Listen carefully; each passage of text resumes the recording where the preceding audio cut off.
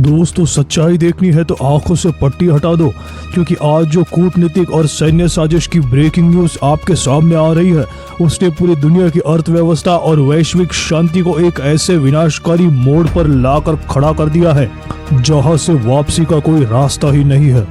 हम आज जून 2026 के उस सबसे बड़े कूटनीतिक भूचाल की बात कर रहे हैं जिसने दुनिया के सबसे ताकतवर नेताओं के होश उड़ा दिए हैं। सोचिए, एक तरफ बंद कमरों में कागजों पर दस्तखत होते हैं, दुनिया के सबसे बड़ी समुद्र रास्ते से करोड़ों बैरल तेल रात के अंधेरे से गुजरने लगता है, लेकिन ठीक उसी वक्त जमीन पर खून की नदियां बहने लगती है। कूटनीति के इतिहास में ऐसा विरोधाभास कभी नहीं देखा गया है। स्विट्जरलैंड में होने वाली अमेरिका और ईरान के बीच की सबसे बड़ी हाई लेवल पीस टॉक अचानक कैंसिल कर दी गई है। इस मीटिंग में खुद अमेरिकी उपराष्ट्रपति जेडी वेंस शामिल होने वाले थे, लेकिन ऐन वक्त पर इस कूटनीतिक मिशन को बीच में ही दफन करना पड़ा। आखिर स्विट्जरलैंड की उन खूबसूरत वादियों में ऐसा क्या होने वाला था जिस पर बेंजामिन नेतन्याहू की सेना ने मिसाइलें दाग दी? जब अमेरिका और ईरान के बीच सिर्फ 3 दिन पहले एक ऐतिहासिक समझौता हुआ, तो आखिर क्यों लेबनान की सरजमीन पर 21 लोगों की मौत हो गई और साथ ही साथ 4 इजरायली सैनिक भी मारे गए? अगले कुछ मिनटों में हम टाइमलाइन को थोड़ा पीछे लेकर जाएंगे और हम डिकोड करेंगे कि कैसे साल 2026 में एक अमेरिकी हमले ने ईरान के सुप्रीम लीडर को पहले खत्म किया, कैसे तेल की कीमतें $126 प्रति बैरल के पार गई, और आज की इस ब्रेकिंग न्यूज के बाद भविष्य में क्या तीसरा विश्व युद्ध तय हो चुका है। वीडियो को 1 सेकंड के लिए भी मिस मत कीजिए, क्योंकि आज का ये चक्रव्यूह आपके होश उड़ा देगा। दोस्तों, इस ताजा संकट को समझने के लिए हमें कैलेंडर के पन्नों को कुछ महीने पीछे पलटना होगा। आंखों से पट्टी हटाइए और देखिए कि 2026 के फरवरी महीना कितना खौफनाक था। 28 फरवरी 2026 ये वो तारीख थी जब अमेरिका और इजराइल ने मिलकर ईरान के खिलाफ एक ऐसा हवाई अभियान शुरू किया था जिसने मिडल ईस्ट को दहला दिया था। इस हमले का नतीजा क्या हुआ? ईरान के सर्वोच्च नेता अली खमेनी की हत्या कर दी गई। ईरान जैसी क्षेत्रीय महाशक्ति के सुप्रीम लीडर की मौत का मतलब था खुला युद्ध। ईरान ने इसका बदला लेने के लिए दुनिया का सबसे खतरनाक हथियार इस्तेमाल किया। उसने स्ट्रेट ऑफ हॉर्मुज यानी दुनिया के सबसे महत्वपूर्ण समुद्री तेल मार्ग की नाकेबंदी कर डाली। परिणाम, वैश्विक बाजार में कच्चे तेल की कीमतें आसमान छूने लगी और प्रति बैरल $126 के पार चली गई। पूरी दुनिया में इस वजह से हाहाकार मच गया था। खेल यही नहीं रुका। 2 मार्च 2026 को ईरान के सबसे वफादार प्रॉक्सी संगठन लेबनान के हिजबुल्लाह ने इजराइल पर हजारों रॉकेट दाग दिए। इसके जवाब में इजराइल ने दक्षिण लेबनान पर एक भीषण जमीनी आक्रमण शुरू कर दिया, यानी ग्राउंड इन्वेजन किया। महीनों तक चले इस विनाशकारी युद्ध के बाद जब दुनिया पूरी तरह तबाह होने की कगार पर थी, तब अभी कुछ दिन पहले यानी 17 जून 2026 को अमेरिकी राष्ट्रपति डोनाल्ड ट्रंप और ईरानी राष्ट्रपति मसूद पेज़ेश्कियन ने एक ऐसा चौंकाने वाला फैसला लिया जिससे पूरी दुनिया के होश उड़ गए। दोनों ने युद्ध रोकने के लिए एक 14 पॉइंट अंतरिम समझौता यानी मेमोरेंडम ऑफ अंडरस्टैंडिंग पर हस्ताक्षर कर दिए, ताकि 60 दिनों के भीतर एक स्थायी शांति संधि बनाई जा सके। लेकिन इसी समझौते के गर्भ में छिपा था आज का वो सबसे बड़ा सच जो दुनिया के सामने आया है।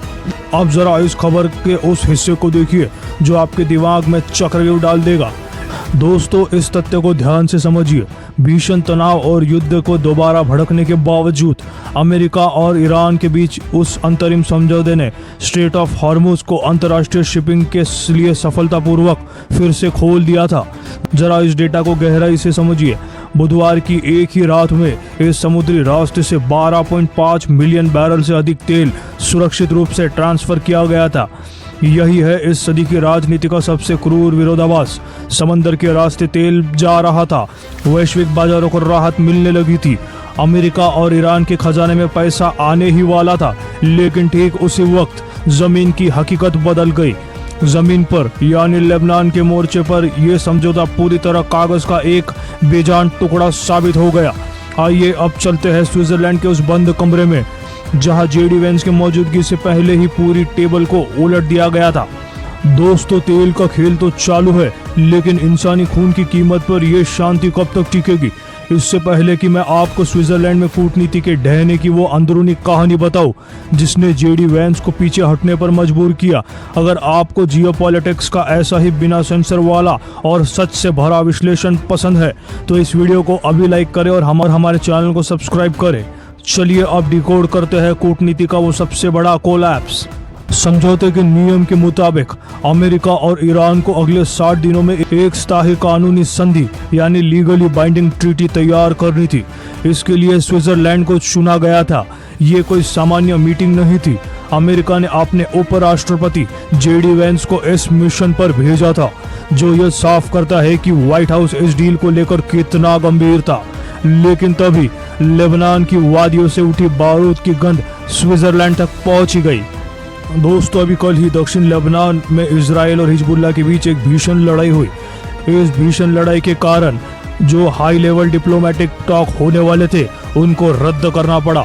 इस डील का सबसे बड़ा ओरिजिनल सिन यानी बुनियादी दोष क्या था? तथ्य बहुत साफ है।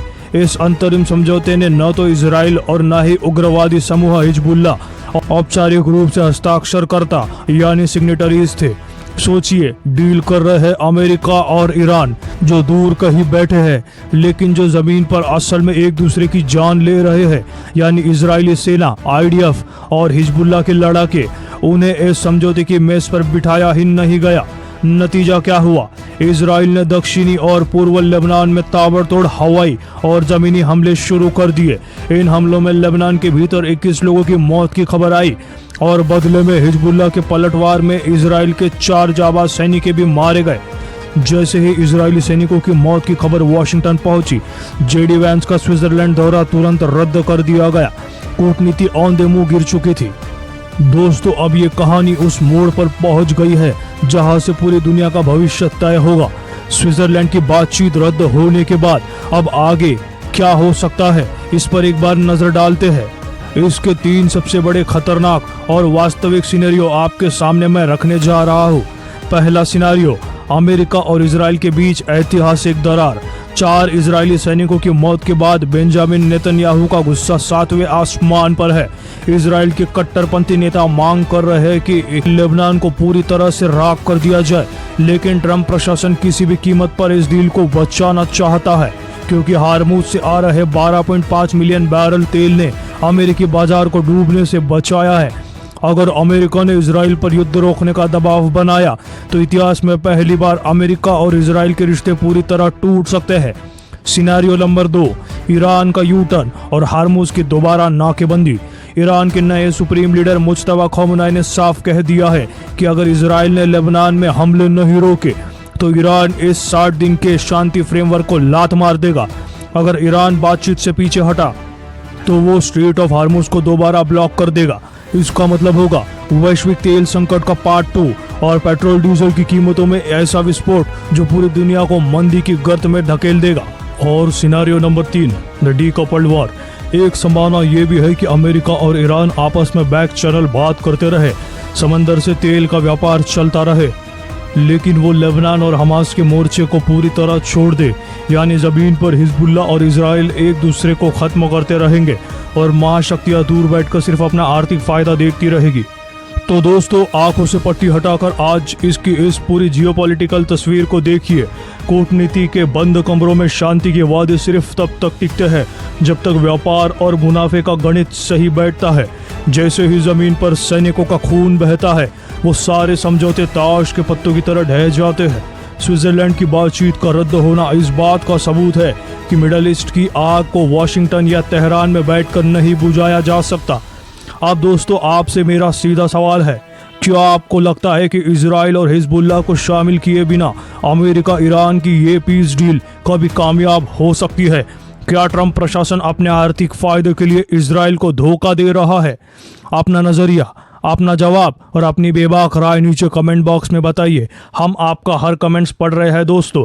अगर आपको ये डीप डाइव ग्लोबल इन्वेस्टिगेशन पसंद आया हो तो इस वीडियो को अपने व्हाट्सएप और फेसबुक ग्रुप पे तुरंत शेयर कर दीजिए। साथ ही साथ वीडियो को लाइक करके चैनल को सब्सक्राइब कर दीजिए और बेल आइकन दबा दीजिए। आप देख रहे हैं मुंबई टुडे लाइव। मिलते हैं आपसे अगले अपडेट में। तब तक के लिए जय हिंद, जय भारत।